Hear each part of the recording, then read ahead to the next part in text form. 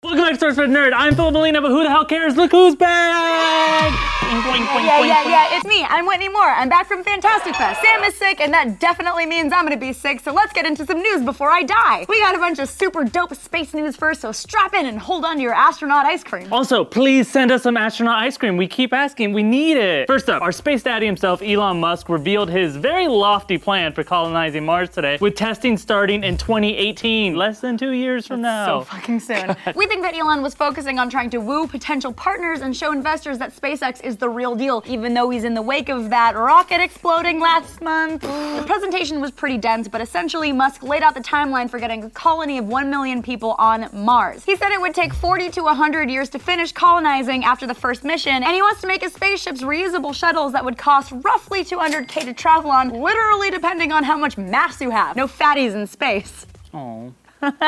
He also talked a bunch about these details of these interplanetary transport systems, including that the wealth that he's amassing, like all his riches, it's all going to be completely funding that project. He even talked about, literally, this is on screen, kickstarting the whole thing at some point. Best of all though, Elon mentioned that the 80-day travel, that's it, to and from Mars would be a fun vacation with a restaurant in there, and he said zero gravity games, just like an Ender's Game, and it's like, is this guy trying to describe my like sci-fi fantasies? Because they get weirder than that. He even talked about the possibility to use these ships for traveling around the world itself in just a few hot minutes. Like, boom, Tokyo to New York in 25 minutes. All that said, Elon Musk also has a bit of a history in making promises he can't totally keep, like promising in 2011 that he'd get people into space in just 3 years, and that didn't happen.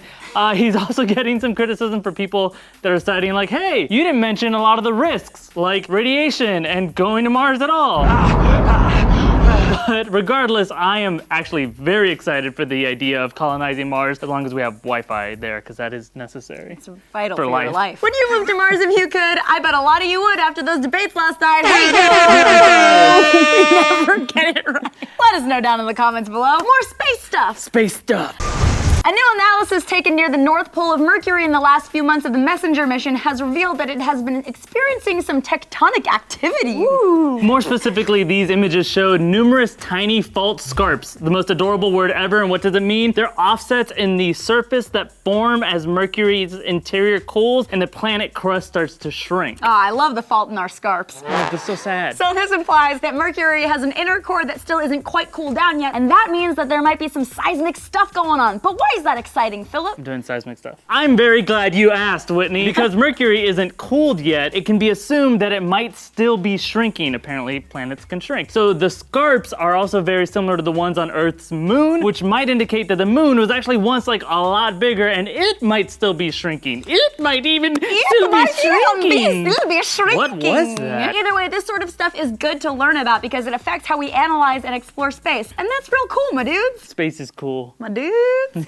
Now to some quickie superhero-y updates-y. Benedict Cumbersnatch pretty much totally confirmed that he is in fact going to be bringing his Doctor Strange into the chaos of Avengers Infinity Wars. Yeah. Now before you say, no shit, Sherlock. See what you did there. Thank you. You gotta remember that even getting old Bent Dick to play Doctor Strange at all was a huge ordeal because the dude is the busiest of busy. They actually had to delay the entire timeline for this movie just because they decided it was worth waiting for a gap in his schedule. So getting his schedule to line up with RDGs and Seahams and old Polly Betts, it's not that easy. It also makes a lot of sense that Doctor Strange would be brought into the Infinity War since that movie's gonna be entirely about how Thanos can finally get out of his chair and hunt the gems for himself. And rumor has it that there could be one of these Infinity Gems hiding in Doctor Strange. Ooh, keep an eye on that Eye of Agamotto. Agamotto? What's a motto with you? Hey, keep an eye on that Eye of Agamotto. A lot of people think it could be the Soul Gem that's in there, but if you watch the trailer a million times like I do, you might have noticed that there's a moment when time is going backwards, so it could be a hint that it could be the Time Gem in there. Kevin Feige actually implied that there won't be any gems in that movie, but it feels like he's just pulling our leg. Oh, now people know we share one leg. Anyway, I'm super pumped that they keep adding characters to this movie, even though at this point, I would not be surprised if they confirm Whitney's gonna be in Infinity War. And I bet that circle hero shot is just gonna be like insanely huge, but they have to do it, because you gotta do the circle shot. Oh, you got it, but I mean, who isn't gonna be in Infinity War? Probably anyone from a Marvel TV show. That's true, and also sad. Very.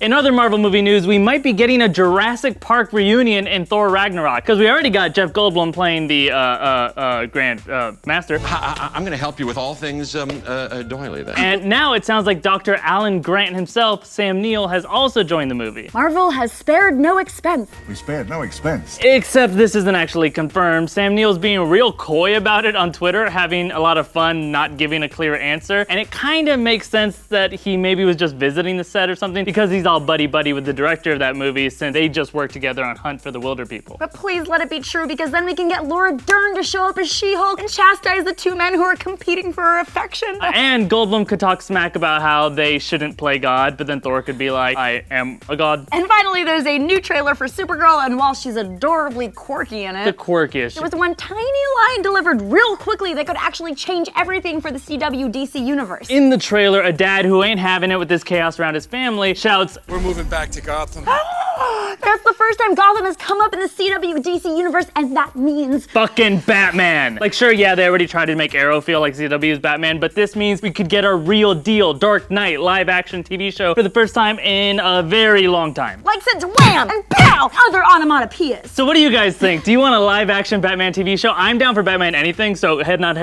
for me, but let us know what you think. And I want it, but the problem is I'm only ever gonna be watching Monster Inside of Me on Animal Planet Go from here on out. Apparently, it's part horror movie, part medical detective story, and it's about body parasites, and I am all about that. Disgusting. Check out the link in the description to learn more about watching that. I'm Whitney Moore. I'm Batman. Ha, see you next time. Congratulations, Simmons! You got the promotion! I'm sorry, who even is this guy? Hey, I'll fucking cut you, SA. Hi, I'm John Findem!